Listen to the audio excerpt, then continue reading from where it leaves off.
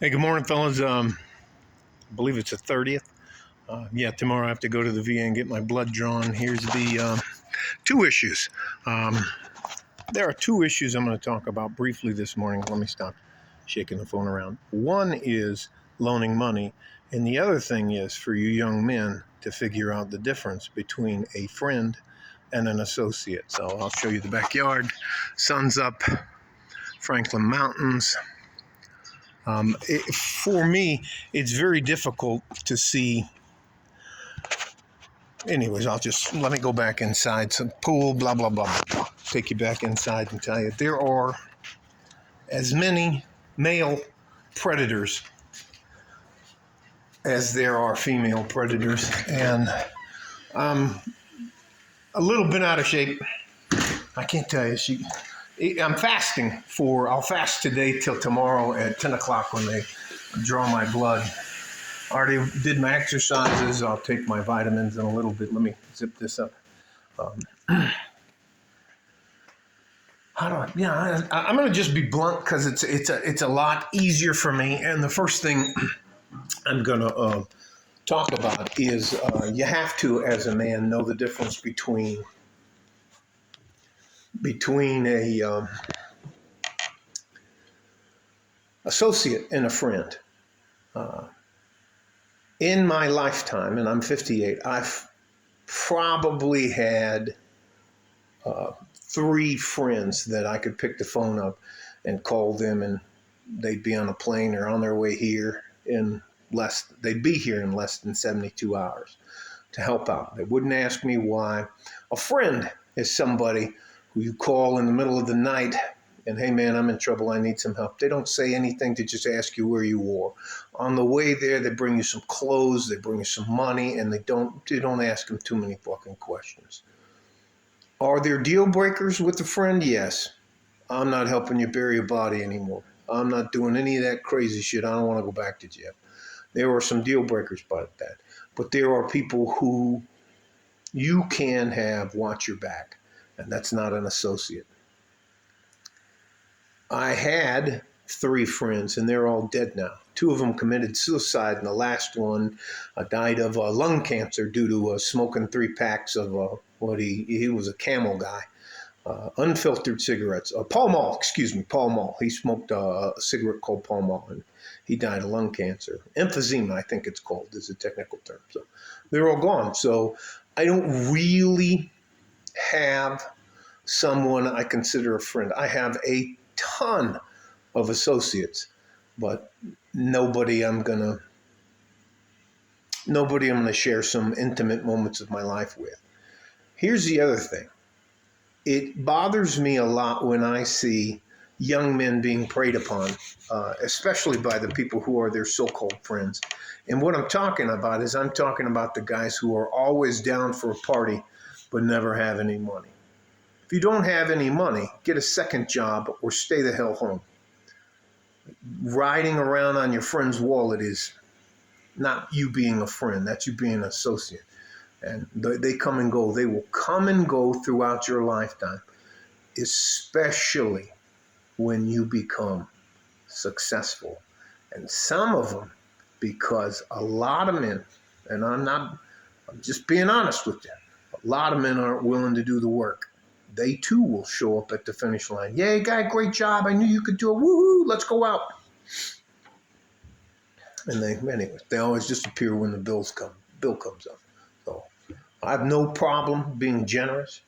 I have no problem with footing the bill or anything like that. But if you're an associate, and I don't have any friends anymore, if you're an associate, you better be willing to do your part of the deal. So that's that. Listen, gentlemen, your lives are harder than mine.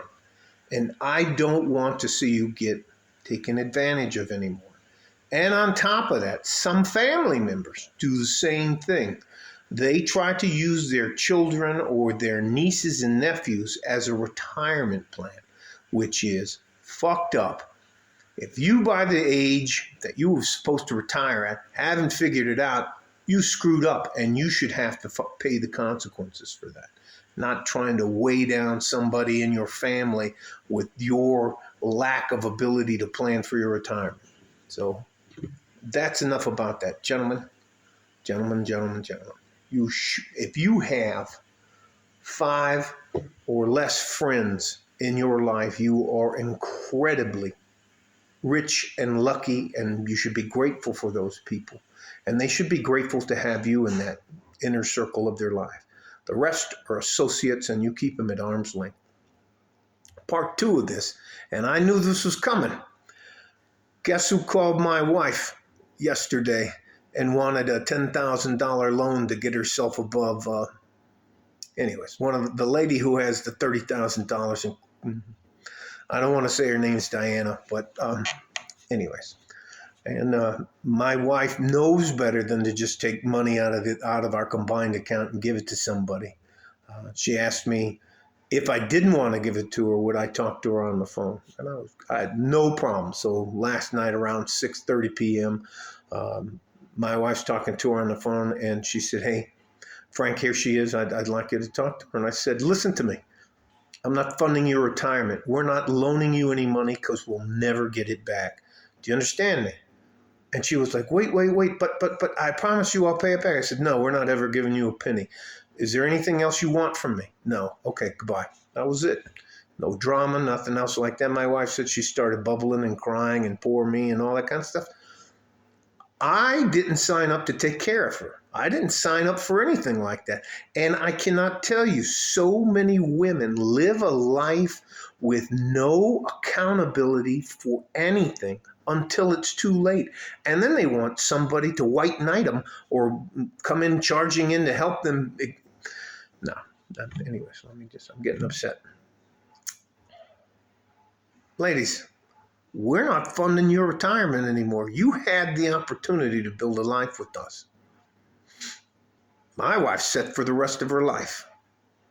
If I disappear, like right now, poof, I just disappear on the screen. My wife's set for the rest of her life.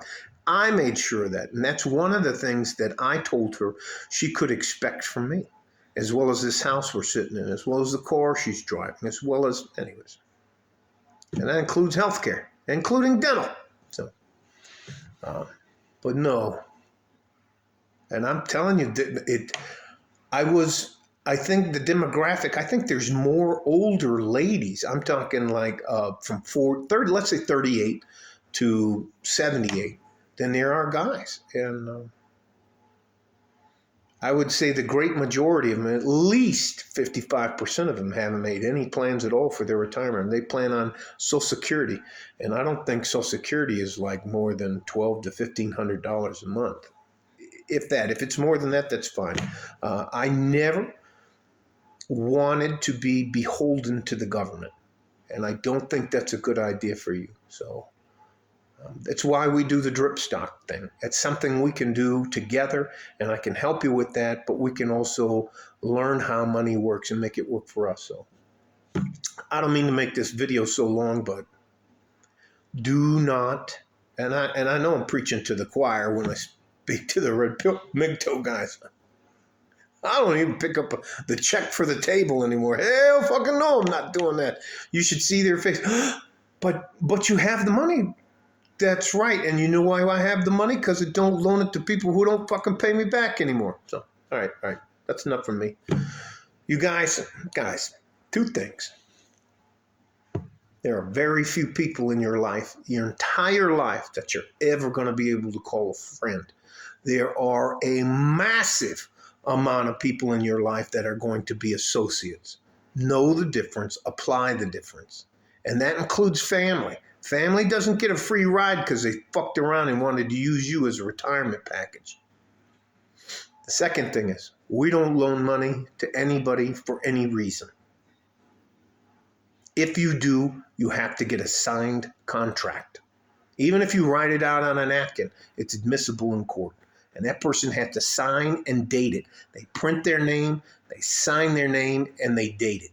I'd even add in, if I'm not under duress, I'm doing this with my own free will. People get really weird about money. And I've been burned quite a few times trying to be a nice guy. You have to take care of yourself first, always.